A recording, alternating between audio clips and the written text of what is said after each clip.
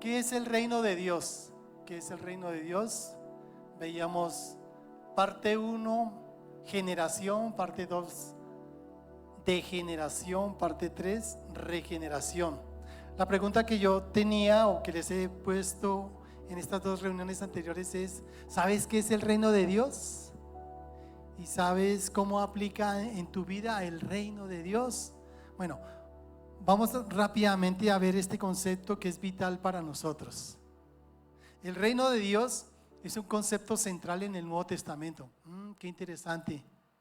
No sé qué tanto se repite, pero es bueno hablar acerca del reino de Dios. Si es un concepto fundamental, por algo será y debemos tú y yo dominarlo.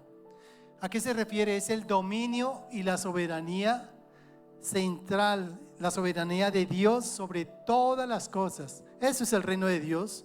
Cuando tú y yo estamos bajo el reino de Dios, quiere decir que Dios nos está gobernando, que estamos bajo su soberanía, que estamos cumpliendo la voluntad de Dios.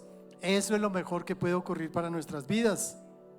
Allí se hace la voluntad de Dios, que se haga aquí en la tierra como en el cielo. Entonces que también en nosotros, en nuestros hogares, en nuestro trabajo, en el estudio, en donde sea que estemos, en el vecindario, que se haga la voluntad de Dios en nuestros sitios y en nuestras vidas como en el cielo. Eso es el reino de Dios. Interesante, ¿no? El reino de Dios fue predicado por Jesús, aunque los estudiosos de la Biblia hablan de que ya se refería desde la época de Daniel. Daniel mencionó algo del reino de Dios, pero en especial a partir del Nuevo Testamento y muy especial a través de Jesús. ¿Qué tiene de especial el reino de Dios? Mira cómo se evidencia. Se evidencia en justicia y paz. ¡Wow! Yo quiero pertenecer a ese reino. Todo es justicia y paz, correcto. Siempre lo menciono cuando estamos en oración, que la paz es la paz interior, la paz que Dios conduce, a pesar de las situaciones que tengamos, a pesar de que estemos en un mar de tormentas y todo. Si está Cristo en nuestro corazón, tenemos paz. Amén. Esa es la paz que tenemos que buscar. También se evidencia en transformación de vidas. Las personas que eran antes de una vida disoluta, perdida, sin esperanza, sin futuro, ahora sus vidas han sido transformadas. No sé, cambios tremendos y drásticos se experimentan en la vida de todos ellos. También el reino de Dios es universal, es para todo el mundo. Y finalmente su cumplimiento es tanto presente como futuro.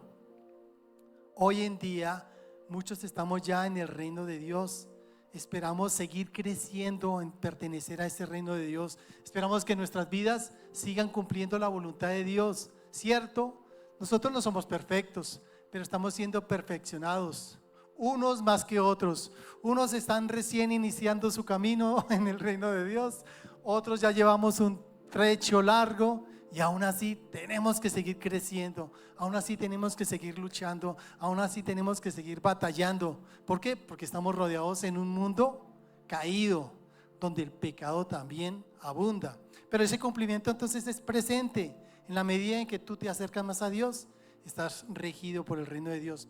Y el futuro va a ser completo cuando ya pasemos a la eternidad, cuando ya no estemos sujetos a las limitaciones del cuerpo, ni tampoco a los deseos del cuerpo. En ese momento el reino de Dios se establecerá completamente.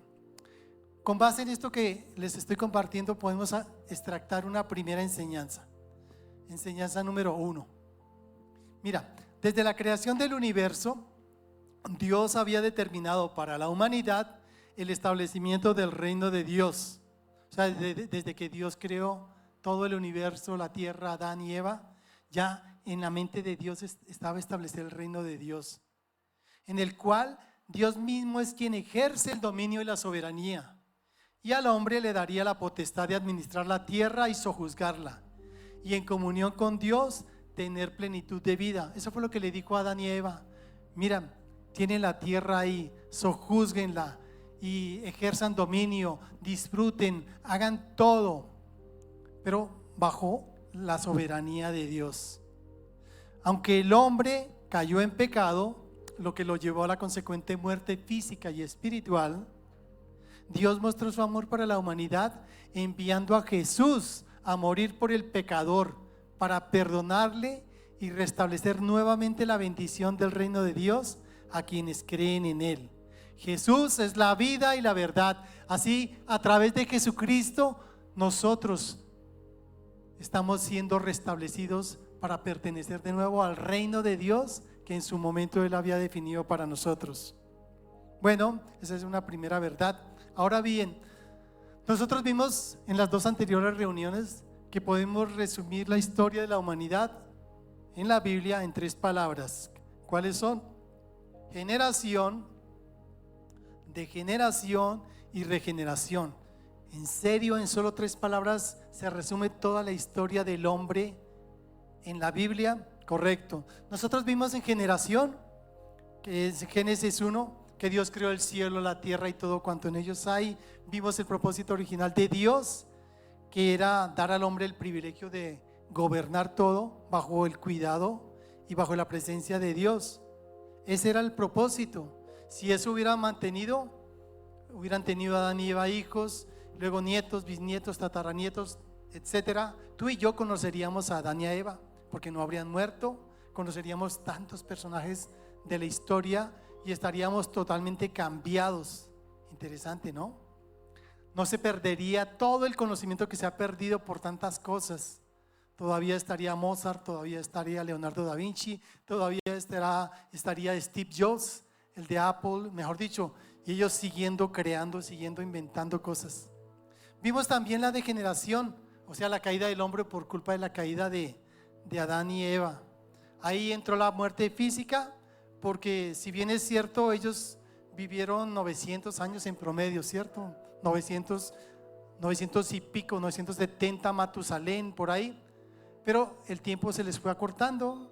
Ya para la época de Noé vivían como 500 años, ¿cierto? Más o menos. Y ya para la época de Moisés duró 120 años, pero él mismo lo menciona que ya la vida de la gente está entre 70 y los más robustos 80 años. Hoy en día se mantiene.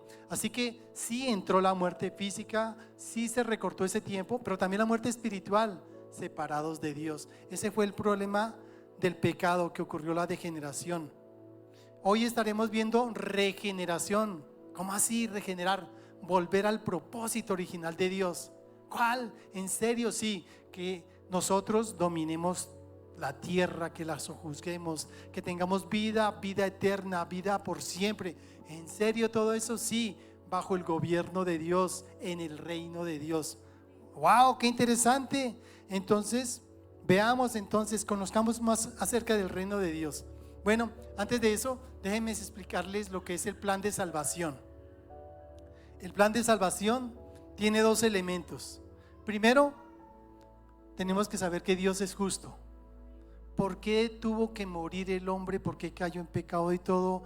¿Y por qué fue condenado? Dios es justo.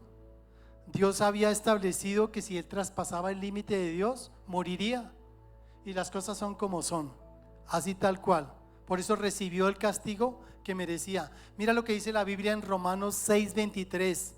Porque la paga del pecado es muerte. Mal contado, el que peca debe morir. Eso es lo justo. Esas son las leyes que se establecieron. Quien peca muere, debe morir. Ahí no hubo nada, no se puede decir, pero ¿qué pasó, Dios? ¿Por qué tan injusto? Ay, por una sola manzana. Hay gente que dice eso, que es que por una manzana. Bueno, primero no se sabe si era una manzana, pero por comer del árbol prohibido. Ay, pero solo por comer eso ya también Dios lo mató. Señor, entienda atrás de eso, mire lo que pasó. Eso no es tan sencillo que por solo comer un fruto. Dios le había dicho, el día que comas de él va a morir. Se dejó convencer por la serpiente y entró la muerte. Miren, a partir de ahí ocurrió el primer homicidio. Imagínense los hijos de Adán y Eva. Caín mató a Abel. Wow, tremendo. Entró la maldad, entró el pecado. ¿Solamente por comer? No, solamente date cuenta las consecuencias de desobedecer a Dios. Tremendo, ¿no? Así que Dios es justo y digo, por culpa del pecado entra la muerte. La paga del pecado es muerte. Pero el segundo elemento que aprendemos aquí en esta parte del plan de salvación es que debemos saber que Dios es un Dios misericordioso. Pues la muerte era el castigo justo por el pecado, pero por gracia, o sea, porque quiso hacerlo, por su bondad. Hay unos conceptos que uno cuando estudia más y más de la palabra de Dios aprende. Una cosa es la misericordia y otra cosa es la gracia. La misericordia es: yo quiero ayudar a y listos, le regalo algo por pura misericordia, porque quiero. Lo justo es: usted no trabaja, no come. Por misericordia le diría: bueno, sé que no tiene que comer, por misericordia le doy. Ya van dos conceptos: justicia, misericordia. Pero ¿qué es la gracia? Eso que extiende Dios. Dios lo extiende encima de que el tipo me hizo daño. Ahorita no tiene nada, pero me hizo daño, me agravió. Aún así yo le extiendo la gracia y le doy. O sea, le estoy dando sin que se lo merezca. Eso es un concepto aún más alto. Amor como ese, ¿cuál puede ser similar? El de las mamás. ¿Cuántas veces los hijos le dicen cosas, hasta de pronto maldicen a la mamá, y aún así la mamá extiende su amor? Eso no es misericordia, eso es gracia, va por encima de todo. Pues así fue el amor de Dios por cada uno de nosotros. Siendo pecadores, Dios nos dio de su gracia para rescatarnos. Mira lo que dice Romanos 3, 23 y 24.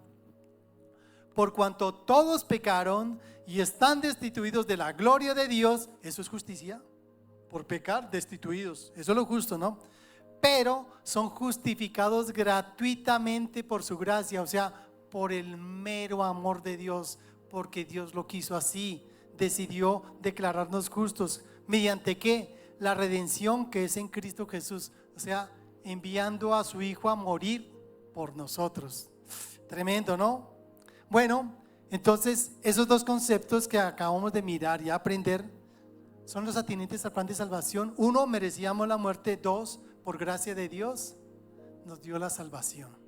Así que ahora vamos a seguir mirando qué siguió después de la expulsión de Adán y Eva, para hablar y llegar al momento en el cual estamos diciendo el reino de Dios con nosotros hoy y la regeneración. Bueno, el Señor entonces dejó que se fueran, los expulsó del Edén, allá afuera Adán y Eva. Luego tuvieron hijos, Caín y Abel, y luego por envidia, porque se sintió mal, Caín mató a Abel. Luego tuvieron otro hijo, Set, y de ahí la descendencia se empezó a multiplicar. Se establecieron, crecieron, se multiplicaron sobre toda la tierra. Pero Dios seguía todavía en su pensamiento: la humanidad está perdida, voy a darles el camino de salvación, voy a hacerlo. Y mira, Dios entonces estableció pactos con la humanidad. Vamos a ver solamente 4 de los, creo que son 7, pero de pronto haya más pactos que Dios estableció con la humanidad. Y ahí vamos a ver entonces todo ese plan de salvación de Dios para con el hombre. El primer pacto que vamos a ver es el pacto con Abraham. Pacto con Abraham, correcto. Mira las partes involucradas. En un pacto siempre tiene que haber 2 partes. Cuando yo voy a comprar algo, hay un vendedor, hay un comprador. Cuando es en matrimonio, está una persona, está la otra persona. Así, en pactos siempre hay partes involucradas. En este pacto con Abraham, uno de los involucrados es Dios, por un lado. Por otro lado es Abraham y su descendencia. Interesante. ¿En qué consiste este pacto? Mira lo que dice Génesis 12, del 1 al 3. El Señor había dicho a Abraham: vete de tu tierra, de tu parentela y de la casa de tu padre. Correcto, Génesis 12 del 1 al 3. Vete de tu tierra, de tu parentela y de la casa de tu padre, a la tierra que te mostraré. Mira lo que está haciendo el Señor. Le está diciendo a Abraham: mira, Abraham, tú estás viviendo en una familia idólatra. Adoran ídolos de diversos géneros. Y encima tú estás feliz porque tu papá tiene plata, te da de comida y de todo. Yo quiero que te vayas de ellos. ¿Sabes qué ya está hablando Dios? Separación del pecado. Sepárate del mal. No quiero que sigas viviendo en eso. Quiero traerte. ¿A dónde? A una tierra. ¿Cuál tierra? ¿Sabes de qué habla eso? Sin saber qué tierra. Habla de tener fe. Habla de tener confianza en Dios. Deja todo esto sobre los que estás descansando, deja de la idolatría, deja de confiar en la gente, ahora quiero que confíes en mí. ¿Qué pasaría si el Señor te dijera eso a ti hoy? Mira, ¿sabes qué? Quiero que dejes esas cosas en que estás tú descansando, quiero que dejes esa idolatría de tus padres, quiero que dejes todo y me sigas a mí y vengas al sitio que yo te mostraré. ¿Cuál? Yo te lo voy a decir. Bueno, mira lo que dice el Señor: haré de ti, esa es la promesa que hay detrás de todo eso, haré de ti una nación grande y te bendeciré, engrandeceré tu nombre y serás bendición. O sea, lo que me está diciendo Dios es: deja todo eso y yo te voy a bendecir. Wow, qué interesante ese pacto que nosotros podemos encontrar. Deja, yo creo que esa palabra de pronto llega a nosotros. Deja las cosas en que tú estás apoyándote, deja las cosas que no te ayudan, deja el pecado, deja la maldad, deja todo ello. Yo te quiero bendecir a ti, yo te quiero bendecir a ti, es lo que está diciendo ahí. Mira el versículo 3, el Señor le dio esa palabra a Abraham, te la dice a ti si tú decides seguirle. Bendeciré a los que te bendigan, wow, y a los que te maldigan maldeciré, y serán benditas en ti todas las familias de la tierra. Dice uno: wow, tremendo. Eso quiere decir, mira, tú vas a estar conmigo. Si yo te hago caso, si dejo todo, si te sirvo, yo voy a estar contigo, me está diciendo el Señor. ¡Qué rico! Y benditas serán las familias. Eso está hablando de una promesa para la humanidad. No solamente me vas a bendecir a mí, sino que de mi descendencia va a ser bendición para toda la humanidad. Ah, qué bien, ahora sí entendemos por qué Dios se acordó y quería restablecer la comunión con Dios. En Génesis 15, 5, 6, mira lo que dice: entonces lo llevó fuera. Está hablando que Dios le dijo a Abraham: sal de tu tienda, sal de ahí donde estás. Lo llevó fuera y le dijo: mira ahora los cielos y cuenta las estrellas, si es que las puedes contar. Y añadió: así será tu descendencia. Uy, Dios mío, impresionante. Abraham creyó al Señor y le fue contado por justicia. Apenas Abraham dijo: te creo, no tengo hijos, te creo. Y eso le fue contado por justicia. En otras palabras, lo que pasó aquí es que fue justificado. Cuando dice que fue contado por justicia, quiere decir que fue justificado, fue declarado justo. Mira, Abraham me creyó, él es justo. Contrario a Eva, que no creyó, ¿se acuerda? Eva no le creyó que iba a morir. Eva le creyó lo que dijo la serpiente y entró la muerte. Finalmente veamos de este pacto con Abraham, si estamos aprendiendo. Génesis 17 dice: Abraham tenía 99 años de edad cuando se le apareció el Señor. Otra vez se le apareció el Señor y le dijo: yo soy el Dios Todopoderoso. ¿Saben qué quiere decir el Dios Todopoderoso? El Dios suficiente, el Dios que todo lo puede. Anda delante de mí y sé perfecto. Mira lo que le está diciendo Dios: quiero que a partir de ahora andes delante de mí. ¿Saben qué quiere decir anda delante de mí? Yo quiero que tú lo que hagas, lo hagas teniéndome en cuenta a mí. Quiero que tú me veas en cada paso que tú das, a donde te mueves. Wow, ¿te imaginas? Si el Señor te dice anda delante de mí, eso quiere decir: yo quiero que seas santo, yo quiero que seas puro, yo quiero que tengas una vida íntegra, yo quiero que tú te des cuenta que te estoy mirando. Así que, ¿por dónde van tus pasos? Ojo, yo voy contigo. Tú no vas a entrar a un sitio donde no quieras que Dios esté. No, Señor, yo no voy a entrar allá. Yo quiero que tú me acompañes siempre. Tú no vas a decir malas palabras, porque eso es contristarle al Espíritu. Entonces, sí, Señor, lo que tú digas. Tú no vas a tener malos pensamientos, tú no vas a leer lo que no debes, no vas a mirar lo que no corresponde. Eso es andar delante de Dios. Pues Dios lo estaba llevando a una esfera superior, a un nivel superior. Entonces dice que tenía 99 cuando se le apareció, le dijo: yo soy el Dios Todopoderoso, anda delante de mí y sé perfecto. Ya quiero que te separes de todo. Ya lo hiciste, ya te separaste de tu familia, de tu tierra, de tu parentela, pero yo quiero que seas perfecto. Créelo, esa palabra también es para mí, es para ti, para ti, para ti, para ti, para cada uno de ustedes. El Señor nos está diciendo: quiero que seas perfecto, quiero que te separes de todo aquello que no te construye. Sepárate de todo lo que el mundo te enseña, de lo que tu cuerpo mismo te pide, de lo que el diablo mismo te habla. Y sigue diciendo: yo haré un pacto contigo, te multiplicaré en gran manera. Abraham se postró sobre su rostro y Dios le dijo: este es mi pacto, serás padre de una muchedumbre de pueblos. No te llamarás más Abraham, sino Abraham. Te multiplicaré en gran manera. Versículo 7. Estableceré un pacto contigo y con tu descendencia después de ti. Mira lo que está diciendo el Señor. Ahora vamos a hacer un pacto. Yo, Dios, voy a hacer un pacto contigo, Abraham, y con tu descendencia después de ti, de generación en generación. Wow, para toda la vida. Un pacto perpetuo para ser tu Dios y el de tu descendencia después de ti. ¿En serio? De ahora en adelante tú vas a establecer un pacto y tú serás el Dios mío y el Dios de mi descendencia. Sí, eso quiero. ¿Cuándo? Todavía no. El Señor todavía no. Y para esa época de Abraham, mal contado, ¿cuánto sería? 1500 años antes de Cristo, por ahí unos 2000 años, estimo, no tengo idea, antes de Cristo, o sea, estoy hablando de hace 4000 años. Desde entonces estaba ese pacto establecido. Dios, qué rico, gracias.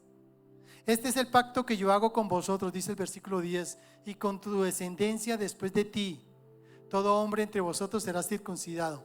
Habla ya de separación, ya de que, bueno, si usted cumple lo que yo le digo, tienen que circuncidarse todos, y esa es la señal de ese pacto que estoy haciendo con ustedes.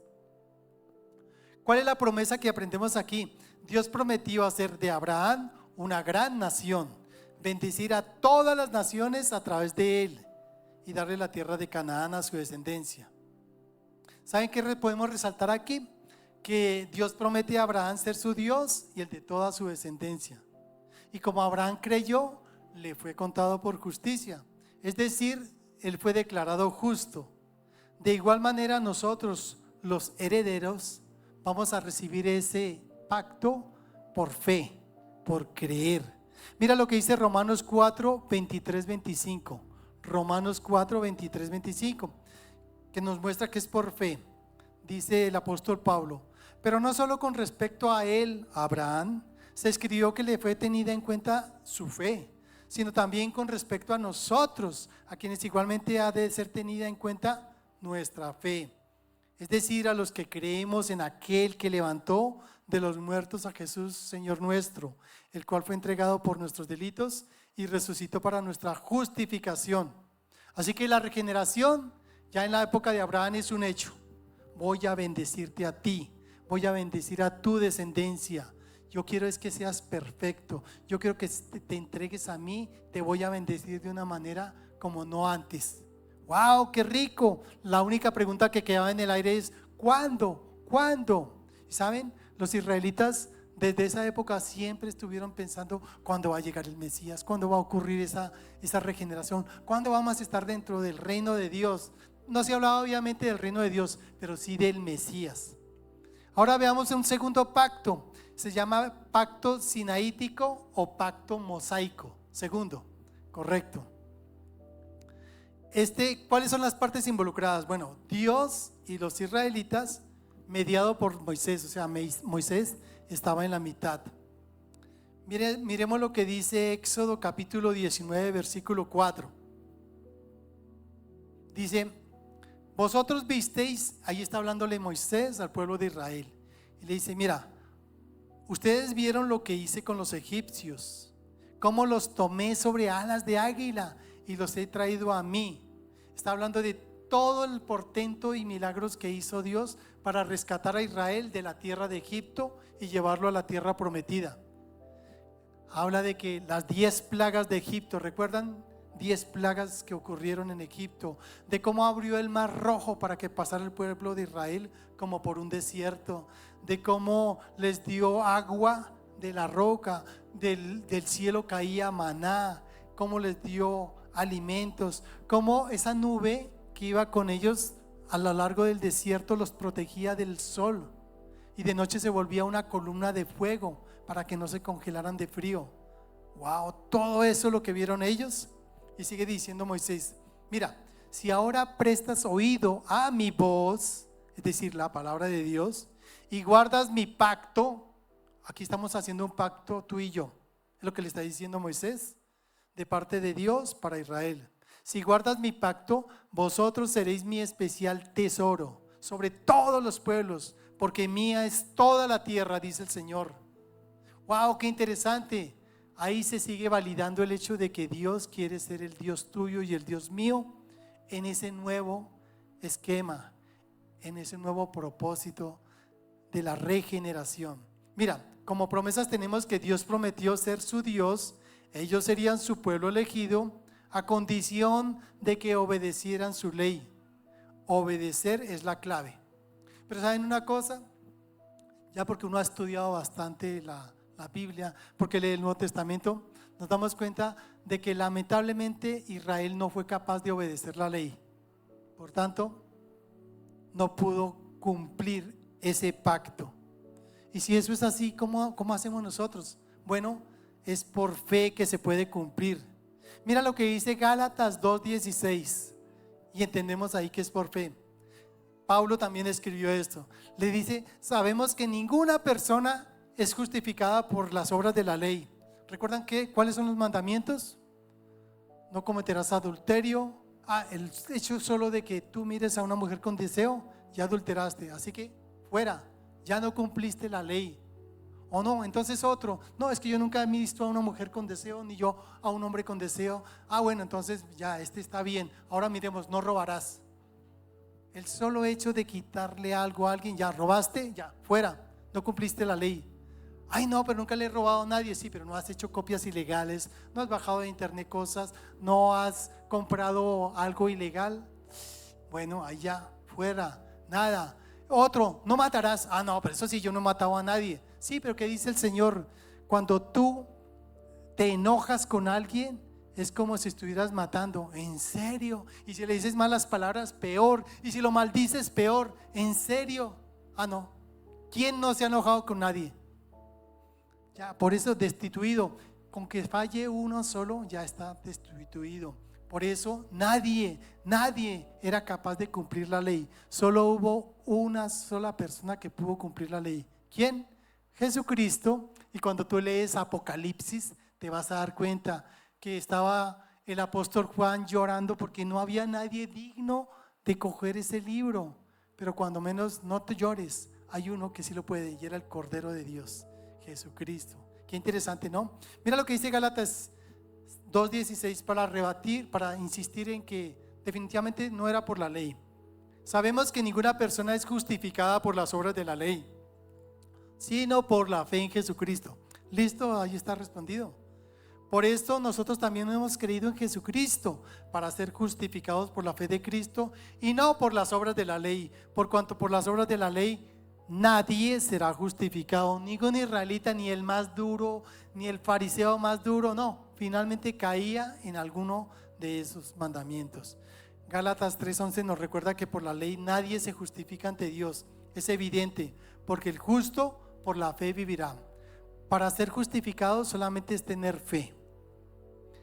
Tercero, luego vino David, ya es como el año 1100 antes de Cristo, mal contado. David. ¿Quiénes eran las partes involucradas en ese pacto? Dios y el rey David con su linaje. Otro que entra con la descendencia de, y en este caso es de David. Por un lado Dios, por otro lado David y su linaje. Mira la referencia que encontramos en 1 Crónicas 17:11 al 14. Y ahí nos estamos acercando más a nuestro tiempo y cómo nos va a tocar a nosotros esa regeneración. Dice el 11: cuando se cumplan los días para que te reúnas con tus padres, le está diciendo Dios a David, cuando mueras, eso es reunirse con los padres. Cuando mueras, levantaré a uno de tus descendientes, de tus hijos, y afirmaré su reino. ¡Wow, qué bien! Él me edificará casa y yo confirmaré su trono eternamente. Él me va a edificar una casa.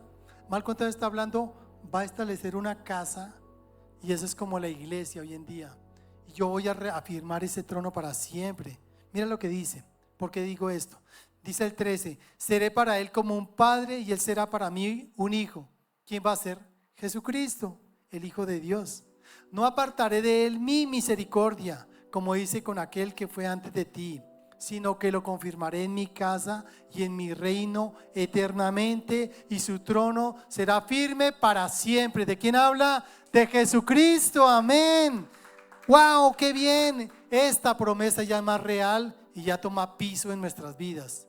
Así que como promesa aprendemos, Dios prometió que el linaje de David permanecería para siempre, que su trono sería establecido eternamente.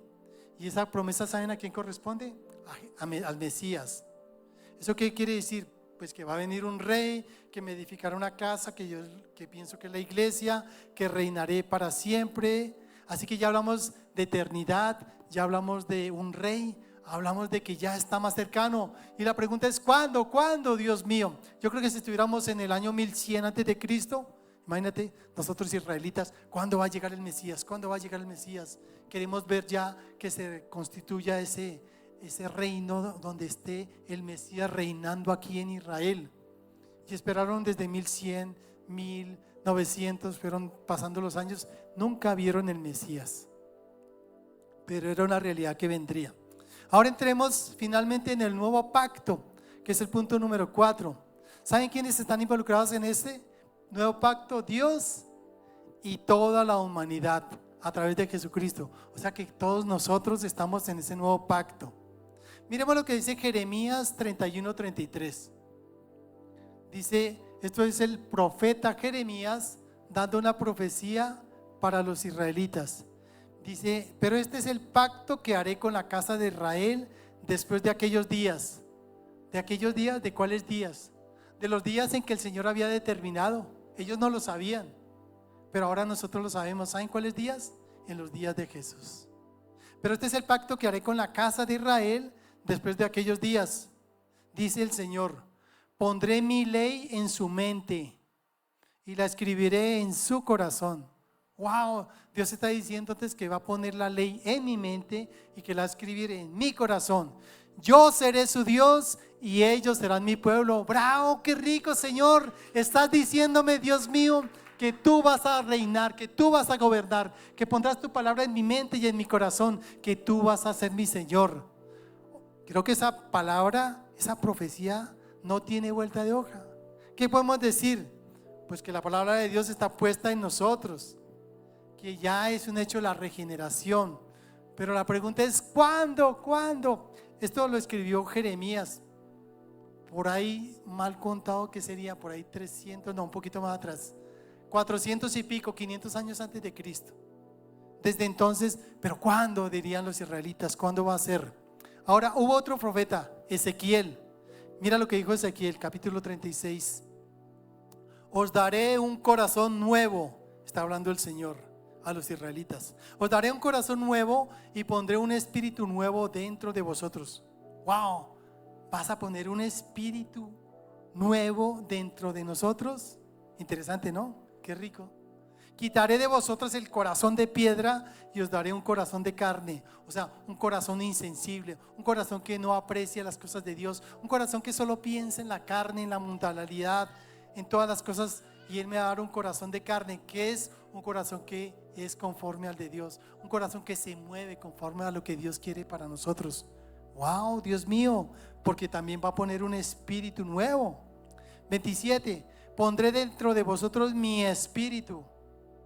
¿Saben que para la época del Antiguo Testamento era raro ver el Espíritu Santo? Y se dice que el Espíritu Santo caía sobre la persona. Esa era la manera como obraba el Espíritu Santo. Caía sobre la persona y de pronto tenía la fuerza de Sansón, o de pronto hacía cosas, en fin. Pero en el Nuevo Testamento, que es el que estamos nosotros, ya no es que cae el Espíritu Santo, sino que el Espíritu está dentro de nosotros. Quienes creemos en Jesucristo, contamos con el don del Espíritu Santo en nosotros. Pues eso estaba, mira, profetizándolo Ezequiel. Pondré dentro de vosotros mi espíritu y haré que andéis en mis estatutos y que guardéis mis preceptos y los pongáis por obra. Mira lo que aprendemos acá. Jeremías, por un lado, está hablando de que Él nos daría la palabra de Dios escrita en la mente y corazón, ¿recuerdan? Y Ezequiel nos está diciendo que el Espíritu Santo va a estar dentro de nosotros. Wow, Dios santo, ¿cómo profetizas eso? tiempo a tiempo y como hoy en día lo podemos ver. Y eso hace que sea más evidente la regeneración. Pero vuelve la pregunta: ¿cuándo? ¿Cuándo? En la época en que ellos profetizaron. Pero saben, llegó el momento. Ahora vamos al año 0. Mentiras, al año 30 después de Cristo. Aunque con los calendarios corridos debe ser como el año 20 y algo. El caso es que ya Jesús tiene 30 años. Esa sí es la realidad. Mira lo que dice Mateo 4:17. Desde entonces comenzó Jesús a predicar.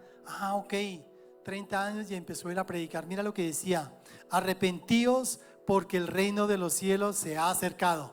O sea, está diciendo, miren, las escrituras se cumplieron.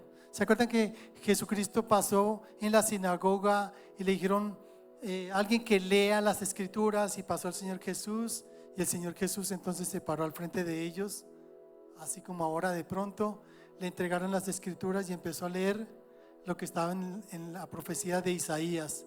Y empezó a leer: el Espíritu del Señor está sobre mí, por cuanto me ha ungido para dar buenas noticias a los pobres. Me ha enviado a pregonar libertad a los cautivos, vista a los ciegos, y a declarar el año nuevo del Señor. Y la gente, wow, cómo lee, cómo todo. Y el Señor entonces se sentó y dijo: esta profecía se ha cumplido hoy. ¡Wow! Increíble. Ya se está haciendo el cumplimiento de esa profecía. Ya es el tiempo para el reino de Dios. Ya es el tiempo para la regeneración. Lo dijo Jesucristo: arrepentíos porque el reino de los cielos se ha acercado. Y desde ese año hasta acá el reino de Dios se ha acercado. Y es algo que tú y yo tenemos que vivir. Amén, gloria a Dios. Es la realidad. Mira lo que dice Lucas 22:20. Así que esas preguntas de que hacían los israelitas: ¿cuándo? Ya llegó. Hoy está aquí.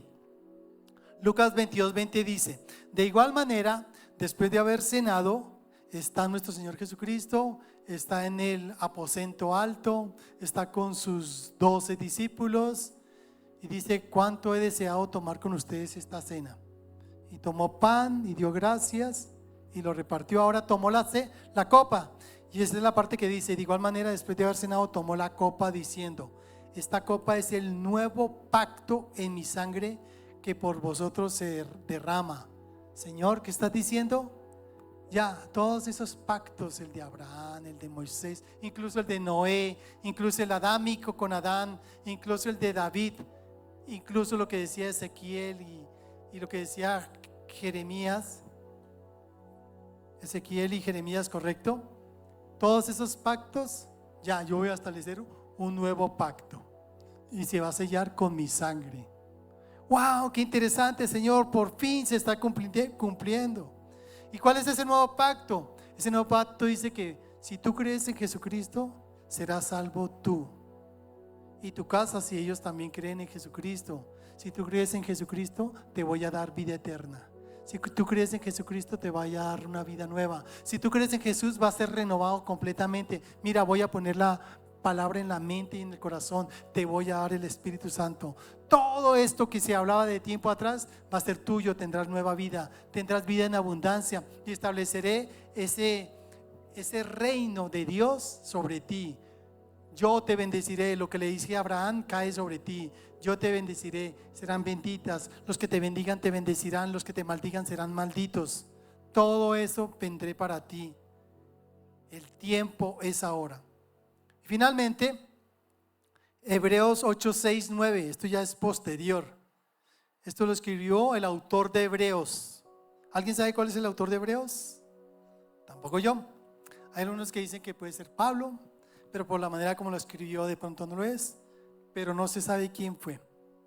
Mira lo que dice Hebreos 8, 6, 9. Dice: pero ahora Cristo ha recibido un ministerio superior, ya que es mediador de un mejor pacto.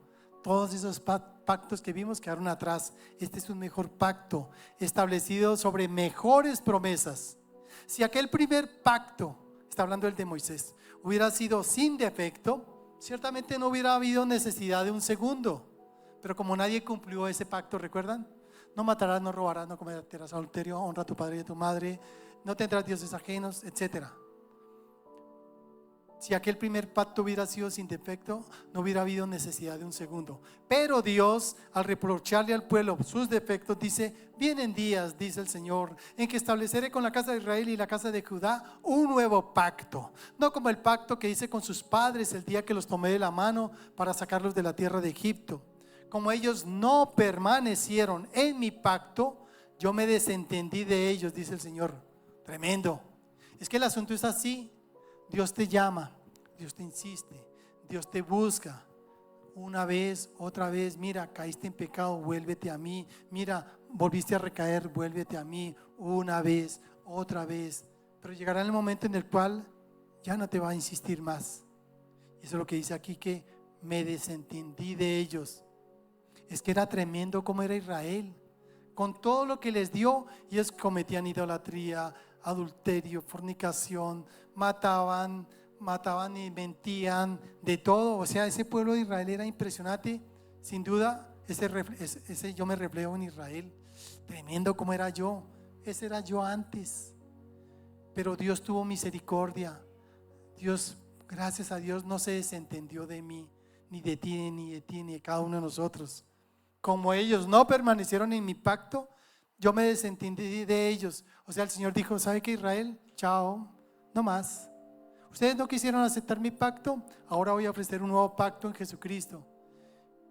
Todo el que crea en Jesucristo va a ser salvo. ¿Saben qué está pasando ahora con Israel? Israel no cree en Jesucristo. ¿Y saben qué pasa con Israel? Perdidos. La misma le dio que Dios les hubiera dado todas las enseñanzas. Mientras no crean en Jesús, están perdidos de por vida. Esto ya es un pacto confirmado. Eso es lo que estamos aprendiendo aquí y está vigente para toda la humanidad. Ahora veamos lo que dice Juan 3:16. Estas son las buenas nuevas. Este es el mensaje de salvación. Amó Dios al mundo, porque de tal manera nos amó a cada uno de nosotros. De verdad, Dios nos ha amado de una manera tan grande que ha dado a su Hijo único. ¿A quién? A Jesucristo, para que todo aquel que en Él cree no se pierda, sino que tenga vida eterna. Esa es la promesa de salvación para cada uno de nosotros. Ese es el versículo que encierra esta nueva regeneración. Ya vimos la generación, Adán, creación, degeneración, caída de Adán, y ahora regeneración, un nuevo pacto, una nueva oportunidad de tener la vida eterna. ¿Cuáles son las promesas? Dios promete perdón de los pecados y una relación interna con sus hijos. Escribe la ley en sus corazones y les otorga el Espíritu Santo. ¡Wow! ¿Qué más quieres? Ahí tienes todo.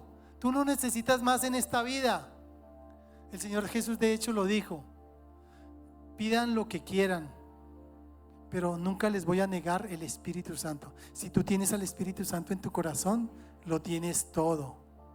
Eso es lo que nosotros debemos anhelar. Con el Espíritu Santo tengo discernimiento, tengo poder, tengo sabiduría, tengo conocimiento, tengo el entender a los demás, puedo ayudar, puedo tener amor, puedo dar las obras del Espíritu Santo. ¿Recuerdan?